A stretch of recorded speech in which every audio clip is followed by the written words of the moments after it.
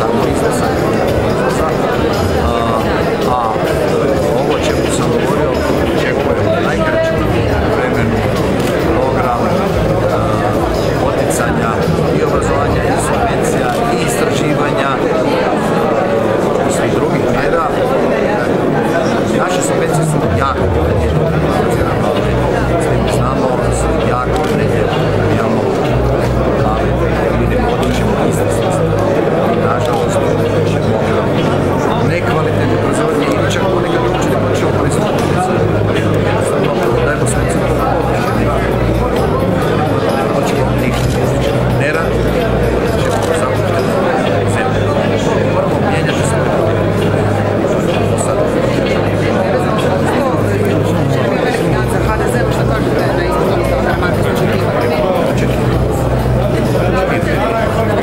Nisam očekivao Kujundžića drugog kruga, ali Karamarka sam očekivao.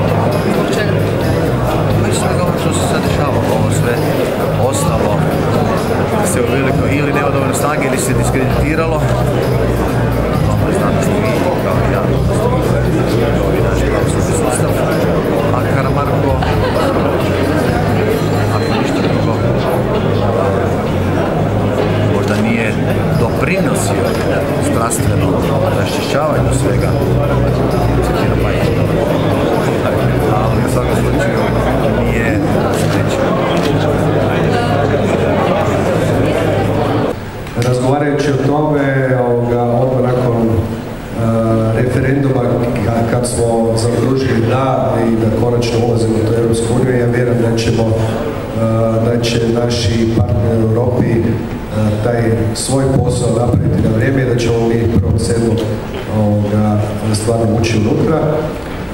Posljedno se pitanje zašto nismo počeli ranije se pripremati sve o tome, međutim uvijek vrijedi ona naša, to je vic sa ekonomskog fakulteta, ja sam tamo studirao, pa je uvijek bilo ono kao sutra imamo ispit ili imaš skriptu, tako da vjerojatno će i 30.6. sljedeće godine još biti potrebe da se pripremimo za 1.7. Ono što je znači tema našeg panela, što hrvatski izvoznici dobivaju u ulasku u EU, malo ćemo otvoriti pitanja i probleme. Još uvijek kažem, imamo 20 mjeseci, nešto malo preko toga da se uspijemo pripremiti. Naravno, to ovako izgleda akademski puno vremena, međutim, prema nekim reakcijama na zaokruženi dan na našem referendumu 22. siječnja, kad su veće hrvatske kompanije počeli dizati pamet da ćemo izgubiti određene radna mjesta, da je to, vidimo da zapravo veće hrvatske kompanije nisu pripremljene, nemaju dobro razrađenu strategiju i mislim da je krajnje vrijeme da nešto po tome učinimo. Ja bih htio sad predstaviti znači sudionike ovog panela. Ići ću po redu, ne protokolarno, nadam se da se moji gosti neće uvrediti, čisto da vam bude jednostavnije pratiti. Znači, odmah do mene predsjednik hrvatskih izvoznika, gospodin Darinko Bago, i uslugno predsjednik uprave Končar elektroindustrija. Zatim magistar Nevin Mimica, potpredsjednik Vlade. Zatim potpredsjednik Vlade profesor dr. Branko Grčić. Zatim profesor dr. Boris Sota, savjetnik predsjednika Republike, i gospodin Paolo Berici, šef odjela za političke, gospodarske i trgovinska pitanja i tisak i informiranje Europske delegacije u Hrvatskoj. Dakle, počinjemo sa ozbiljnim stvarima. Mi ćemo ovdje početi komentirati po volji, dakle, kogod se želi uključiti na pače od strane panela, a onda, nakon što mi malo probistrimo ta neka pitanja, onda ćemo dati mikrofon pa se možemo uključiti i sa audijencije. Ulaskom u EU otvara nam se ono što često zaboravljamo, ne samo tržište od 500 milijuna ljudi, već čitavo područje europsko ekonomsko područje, znači koje obuhvaća i Švicarsku i Norvešku i razne druga područja, kao i bivše kolonije Francuske i Engleske, Sjeverne Afrike s kojima je Europska unija sklopila niz povoljnih aranžmana.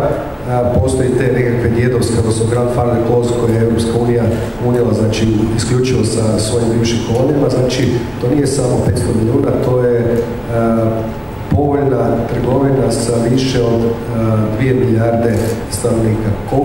Koliko je to povoljan trgovački omjer i pitanje je samo zapravo što mislite, znači za naše paneliste, što mislite, jesu li hrvatski poduzetnici spremni iskoristiti nove prilike koje pruža taj ulazak na preko 2 milijarde novih potrošača? Evo, početi sa gospodinom Bagom, pa možemo dalje se pridružiti. Dakle, ulazak Hrvatske u Europsku zajednicu nosi i pozitivne i neke negativne efekte. Pozitivni efekti je ovo što je profesor Babić govorio, dakle, širi nam se tržište, mogućnosti, međutim, iskreno govoreći, to tržište je u dobroj mjeri nama već bilo otvoreno i u zadnjih par godina. Istovremeno, ulaskom Hrvatske u Europsku zajednicu pojavljuje se opasnost dolaska mnogih tvrtki iz Europske zajednice, kojima je opet istini za volju to tržište Hrvatske također bilo otvoreno u zadnjih par godina.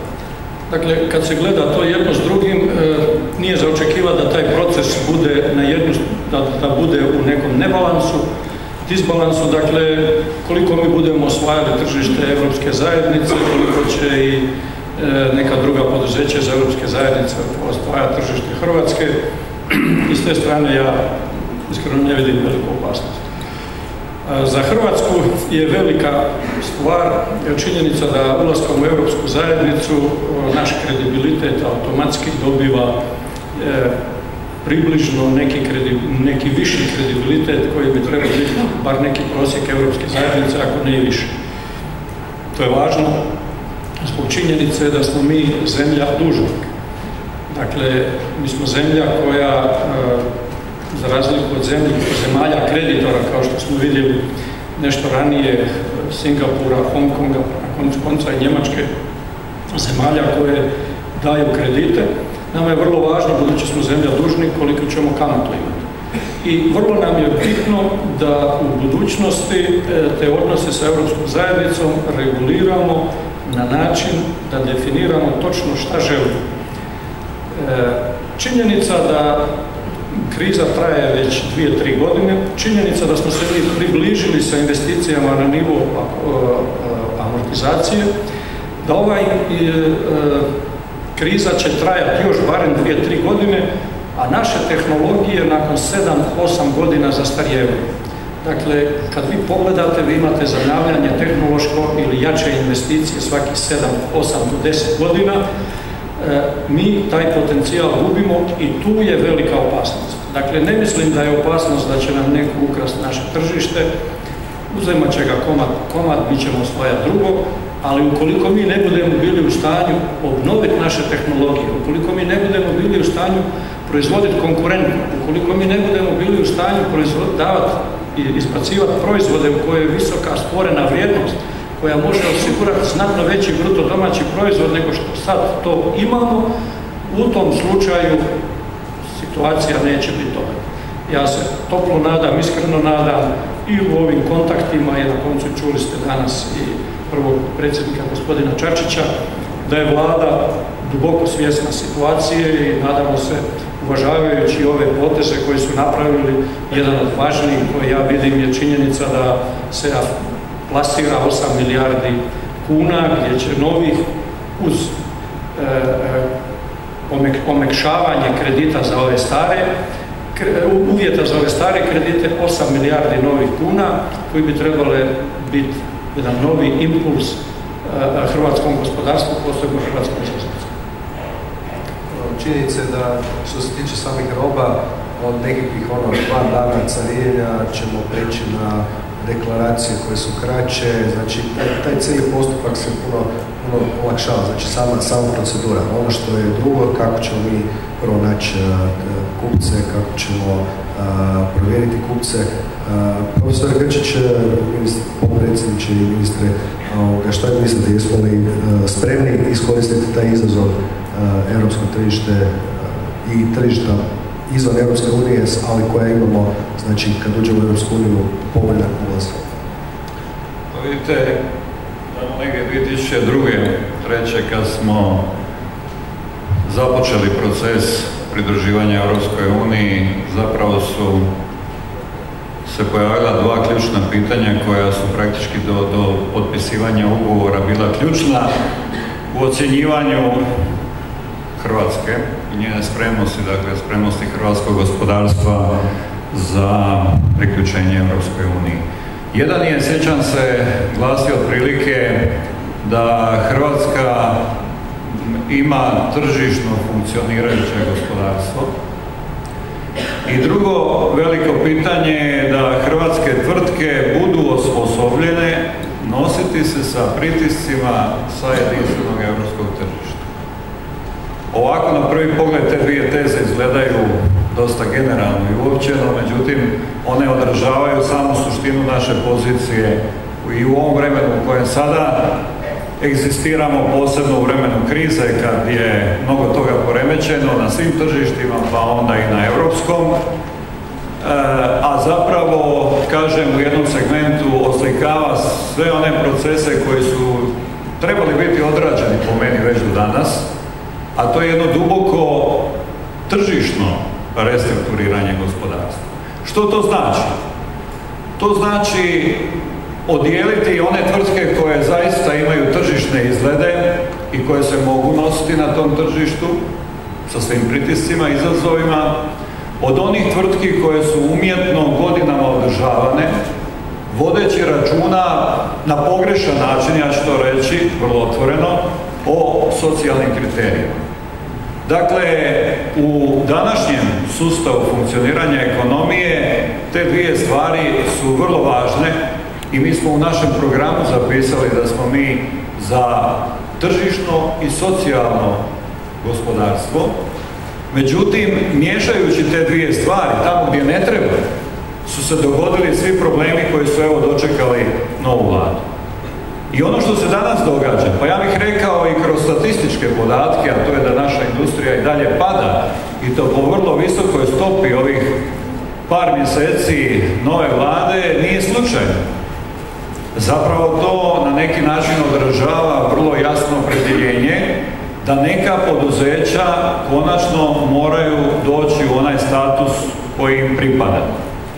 A to znači da ta sječica na koju su umjetno održavani na životu godinama jednostavno mora biti presječena. Moramo procijeniti koje poduzeće ima izglede koje treba poduprijeti svim mjerama i na sve načine, od onih koje jednostavno, kažem, to ne mogu, nisu sposobni, a posebno u uvjetima kada sutra kompletna hrvatska ekonomija, mala ekonomija, bude još otvorenija nego što je danas, a znamo da je već danas jako otvorena. I to je jedan proces koji je konsolidacija industrijskog sektora, nažalost slabog, nikakvog, preslaboga. To se vidi i po učešću izvoza, jer danas izvoziti znači biti konkurentan u međunarodnim okvirima. Dakle, taj proces internacionalizacije gospodarstva koji je jednostavno glavni preduvjet pomaka ukupne ekonomije, jednostavno se mora dogoditi. A neće se dogoditi ako ne podvučete crtu i ne kažete, naravno, ja ne mislim ovdje na nikakav intervencionizam da bi sad vlada i država trebali reći vi ćete egzistirati, a vi nećete. Ali tamo gdje država ima utjecaja, gdje je vlasnik, suvlasnik određenih poduzeća, mora napraviti taj krucijalni pomak da taj dio poduzeća se jednostavno pročisti. I da imamo jednu jasnu situaciju.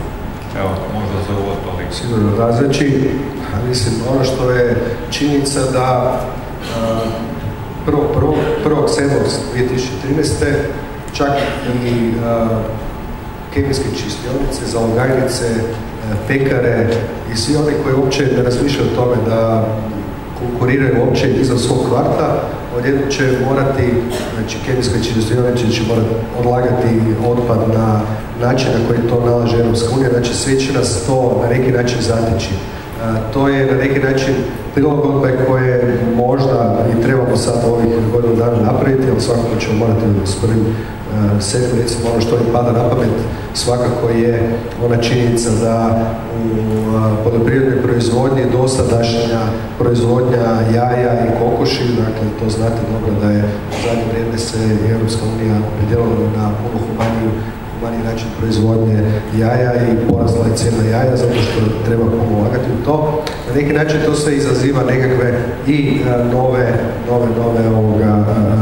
troškove i oni koji uopće nemaju namjeru izaći iz svog kvarta. Da li je naše tržište spremno, koliko će to utjecati na nove troškove, pita gospodina Cotu, kakva je njegova ideja, hoće li tu biti nekakvih velikih promjena, novih, pogotovo znači ovo je čisto procesno, naravno očekuje nas puno toga u nekakvom zaštitu okoliša i svim ovim ostalim uvjetima poslovanja koje Europa nameće. Jedinstveno tržište je prilika da izvoznici se izlože jačoj konkurentnosti. Sve one prilagodbe koje se pri tome treba obaviti su na njihovoj strani, a država, dakle nositelj ekonomske politike, vlast, mora ih napraviti preduvjete i dobro ih obavijestiti. To nije sporno. Međutim, ono na što izvoznici ne mogu utjecati, a to je stanje u Europskoj uniji, prvenstveno mislim u Europskoj zoni. Naime, od 5 zemalja u kojima Hrvatska ima najveći izvoz, osim Bosne i Hercegovine, 4 su u Europskoj uniji, što više 4 su u europodručju. To su Italija, Njemačka, Austrija i Slovenija.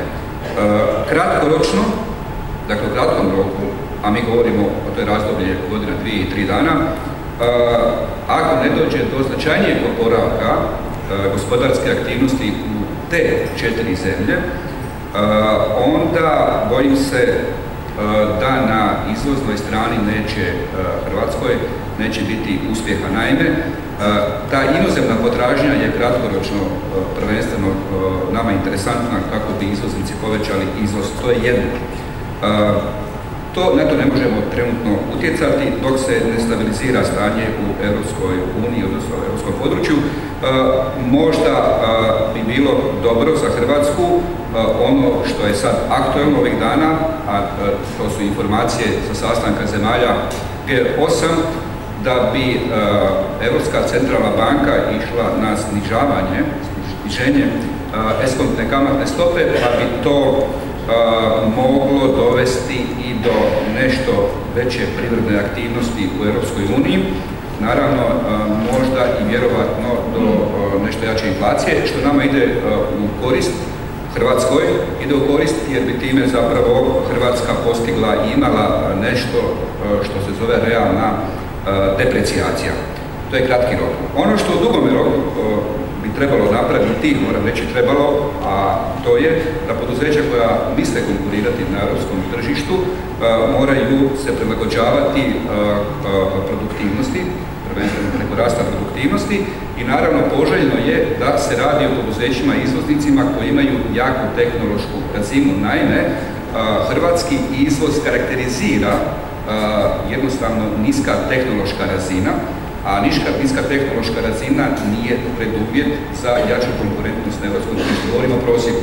Prema tome, poduzeće će se morati opremiti značajnim ulaganjem u tehnologiju, značajnim ulaganjem u inovacije, kako bi na taj način povećala rast produktivnosti, ali i kako bi ta poduzeća, radi se prvenstveno o djelatnostima kapitalno intenzivnim, kako bi onda mogli imati učinak i na povećanje plaća, a to povećanje plaća bi onda mogli prenijeti na međunarodnu trgovinu, dakle na inozemno tržište, za razliku od radno intenzivnih djelatnosti koje to ne mogu zbog konkurencije izvan Europske unije. Ono što smo na početku rekli, dakle, dosta je bilo priče o tome kako 1.7.2013. izlazimo iz CEFTA-e i kako ćemo preuzeti zajedničku vanjsku tarifu, kako ćemo time izgubiti puno posla, puno svega toga, da će neki od velikih poduzetnika, pogotovo u prehrambenoj industriji, biti primorani otići iz Hrvatske, odnosno jačati svoje poslovanje u tim zemljama koje će ostati na strani CEFTA-e. Mi smo u okviru hrvatskih izvoznika u listopadu prošle godine imali jedan okrugli stol na temu toga i ispostavlja se da zapravo sve te zemlje su u nekom režimu već sporazum o pridruživanju i stabilizaciji i da će zapravo problem biti Srbija na 6 mjeseci, znači od drugoj polovice 2013. Kosovo koje je problem samo po sebi, dok će sa drugim zemljama će svi ti sporazumi već biti aktivni. Ostaje problem tih nekakvih osjetljivih poljoprivrednih artikala sa osnovnim i drugim zemljama, ali industrijska proizvodnja više manje i ono što svakako nemamo tu, znači onaj turistički dio je nešto što će biti neće imati velikih promjena. Gospodin Mimica, potpredsjednik Vlade, ima jednu inicijativu i on vodi taj dio pregovora o CEFTA-i. Kako to ide? Mislim, koje ste vi imali inpute od naših poduzetnika, kakva je situacija u Briselu vezano uz to, što možemo očekivati? Hrvatska kao članica CEFTA danas, a onda još i za narednih 13 mjeseci, ima praktički bescarinski ulazak svojih proizvoda na tržišta zemalja CEFTA, znači tu u okruženju. I vjerojatno je to pitanje koje u najvećoj mjeri i najizravnije će kod ulaska u članstvo Evropske unije pogoditi dobar dio hrvatskih izvoznika, naročito u prehrambenoj industriji. Jer stupanjem, ulaskom u punopravno članstvo Evropske unije izlazimo iz CEFTA, takva jesu pravila. I sada je u pitanju kako trgovinski interes, izvozni interes koji je Hrvatska ostvarivala u CEFTA kroz nulte stope carine u osnovi poljoprivredno prehrambenih proizvoda, kako ga pretočiti u evropski trgovinski režim sa tim zemljama.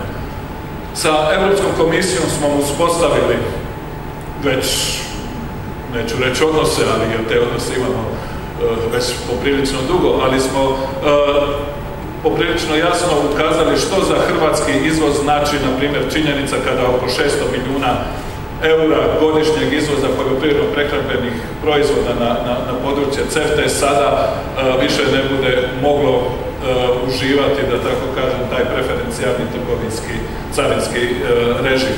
Razumijevanje na evropskoj strani je potpuno jasno. Sporazumi koje je Evropska komisija, odnosno Evropska unija danas ima sa zemljama CEFTA kroz sporazum o stabilizaciji i pridruživanju i trgovinski dio tih sporazuma predviđaju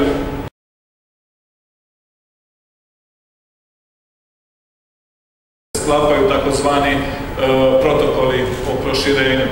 Obveza je tih zemalja CEFTA da pregovaraju sa Europskom komisijom novi trgovinski režim u koji će biti ugrađen trgovinski interes novih zemalja članica Europske unije, ali nije njihova obveza da i pristanu na kraju na trgovinski režim koji će od početka biti ugrađen u pregovaračku poziciju Europske unije. Danas smo u situaciji da sa Europskom komisijom radimo zajedno na utvrđivanju europske pregovaračke pozicije, europskog mandata za pregovore sa svakom od ovih zemalja. Očekujemo da negdje do ljeta ti pregovori se najave i počnu, kako bismo 1.7. iduće godine došli u situaciju da nema čekanja, da nema prekida bescarinskog režima sa zemljama CEFTA, nego da u tom trenutku kad Hrvatska uđe u Europsku uniju već bude na snazi formalno pravno taj novi trgovinski režim Europske unije, uključujući i Hrvatsku tada, sa zemljama CEFTA.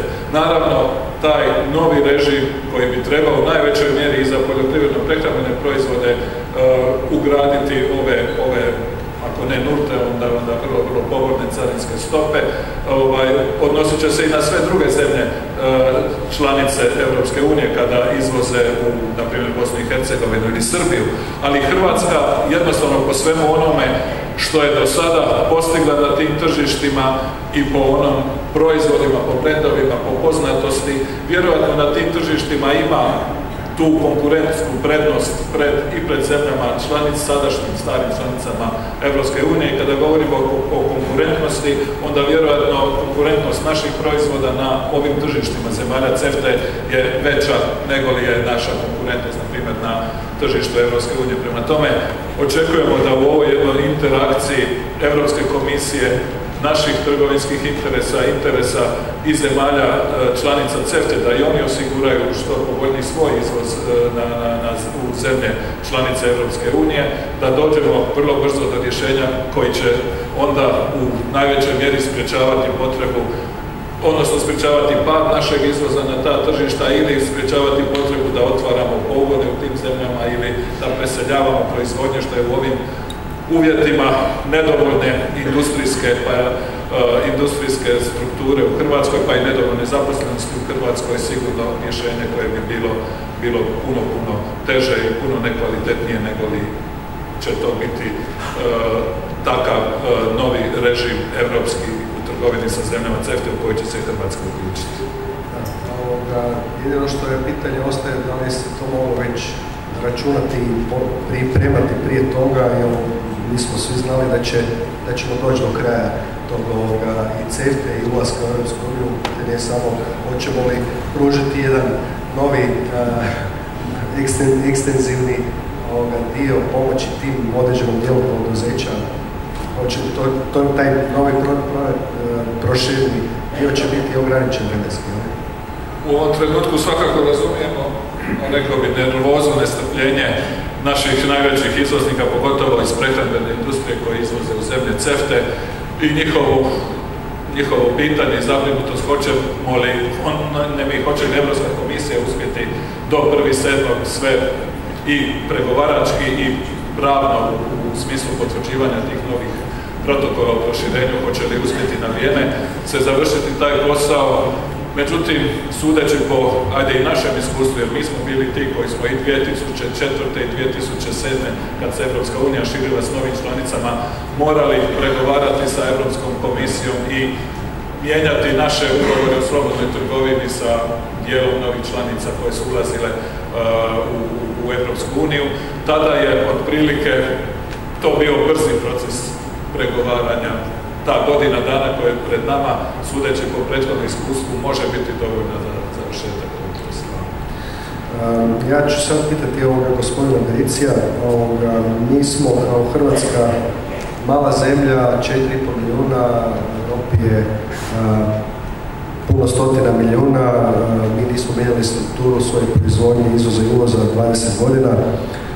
Tome su naravno doprinijeli dugogodišnje subvencioniranje nekih grana poput tekstila, željezara, drvne industrije i brodogradnje, koje su davno bile konkurentne, a sad su u svijetlu promijenjenog svijeta, osobito jačanje Kine i Indije, nekonkurentni, treba dodati restrukturiranje. Kako nas Europska komisija, odnosno Europska unija vidi, što vi dobivate sa našim, kako vi nas vidite, koju dodanu vrijednost mi donosimo u Europsku uniju?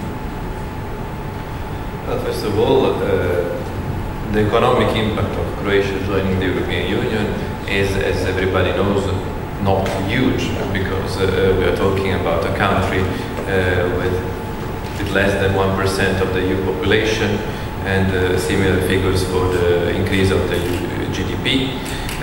However, for us, every new country which joins the European Union is important because it strengthens our position, it strengthens our economy, it strengthens our position worldwide, etc., etc.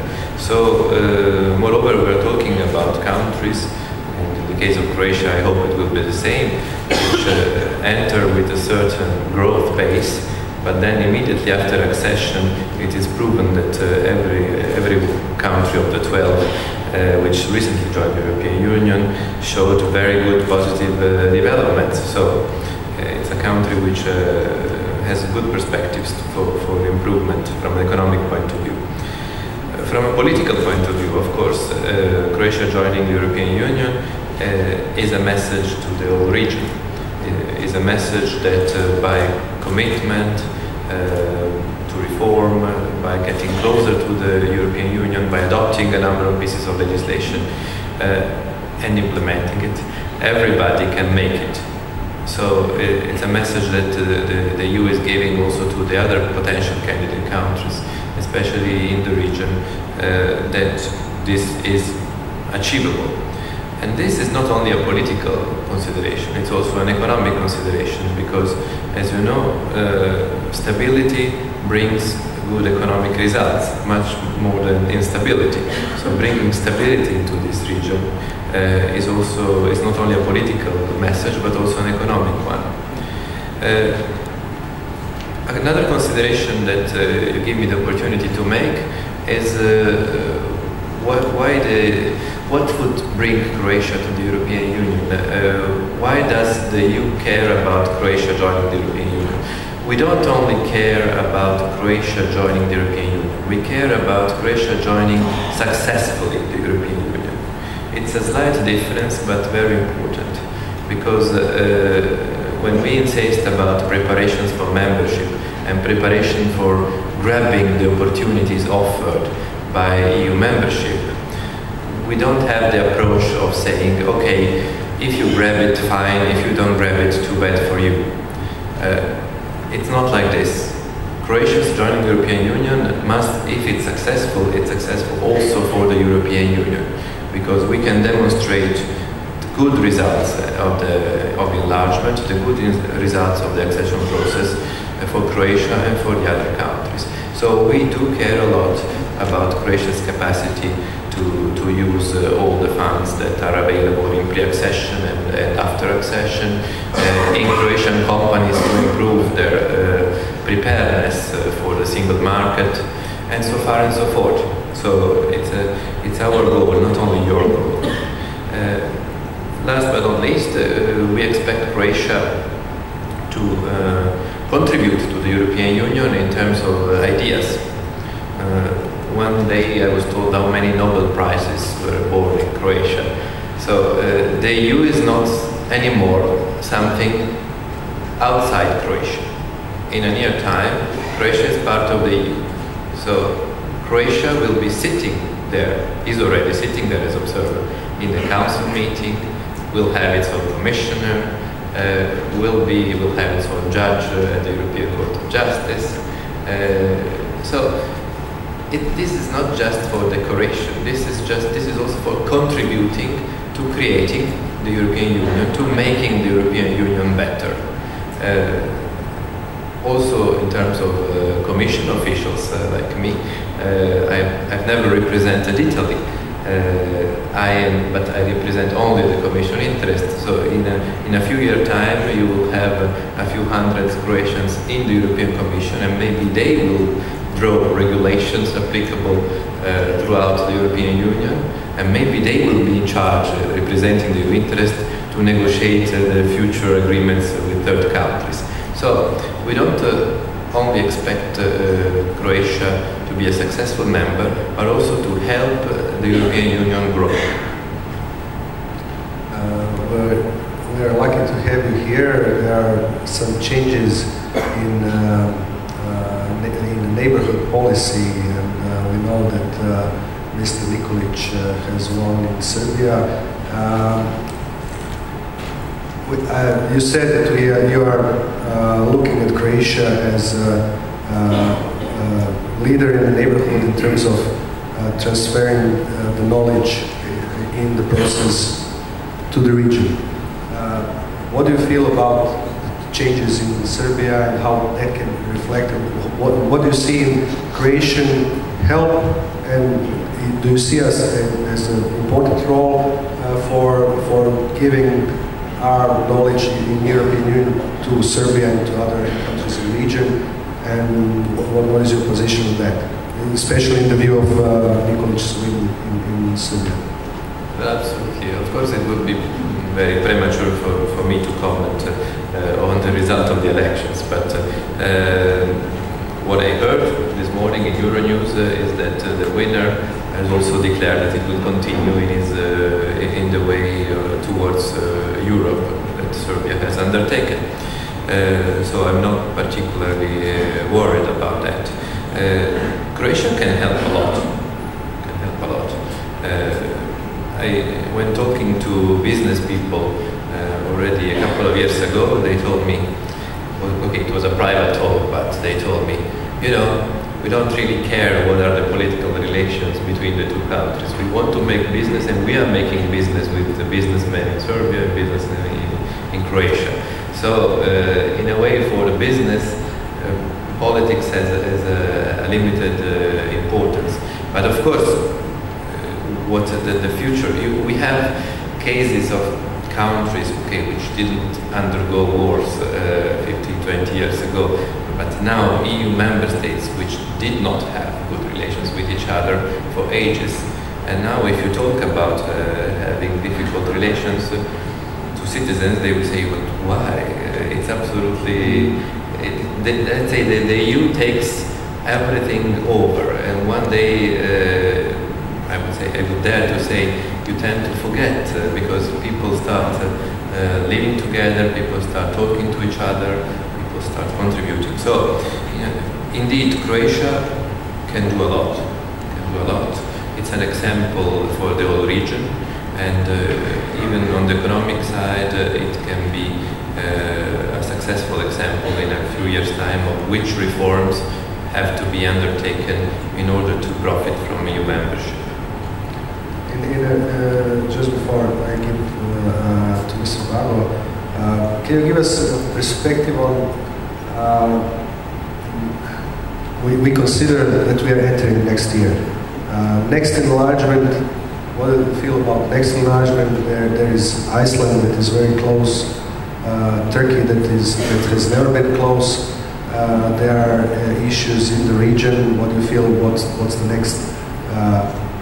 Well, I don't want you to speculate, but just to give us a flavor on when do you expect other countries in the region. We are concerned about SEFTA. We are concerned about SEFTA because we want other neighbors to come in. Also, there is this perspective of Euro-Med integration, Mediterranean countries. What is the flavor? We are entering into EU, so we would like to have a flavor of what expected in front of us, what we will see in next coming years. Okay, the country with which negotiations for accession are closest is Iceland, but public opinion will have to pronounce itself in a referendum, so we will see whether once the negotiations are finished they will say yes or no. Then in the region you have Montenegro and Serbia. Okay, you have for Macedonia, with which the negotiations have not started yet because the issue is blocked by the name problem, as you all know. But then Montenegro and Serbia this year made big steps forward. Just they are more or less in the situation where Croatia was in 2003-2004 in terms of starting accession negotiations, or not even at that stage. So you can make your own calculation on how long it might take. It can take longer or shorter, but not very much longer or shorter. So this is for your own personal calculation. Turkey is a different issue, of course, because we don't know yet which perspective there will be, but the EU remains determined to continue the ongoing accession negotiations with Turkey. What we see developing instead are the relations with the Mediterranean and with Eastern Europe. So this is one of the priorities now for the European Union, and also from their side, especially after the Arab Spring, we see a lot of willingness to increase cooperation with the European Union. So I would say in a few years' times, the perspective of making more trade with these countries is absolutely likely. Bez spomena oko liderstva u regiji, pa ja osobno mislim da bi mi trebali izbaciti iz našeg rječnika, to vrijedi za nas gospodarstvenike, političare, diplomate, riječi lider u regiji. Mi naprosto bi trebali biti bogati gazde u svojoj kući, a ne siromašni lideri u regiji. I ne bi trebali kroz tu priču liderstva u regiji biti nečija produžena ruka za provoditi neku politiku. Mi naprosto moramo provoditi jednu politiku dobro susjedstva i prijateljstva sa svim zemljama oko nas, a da li će rezultati biti takvi, mi ćemo se truditi da budu, da li će rezultati biti takvi da drugi, ne mi, drugi nas prepoznaju kao izvrsne, kao najbolje, to je drugo.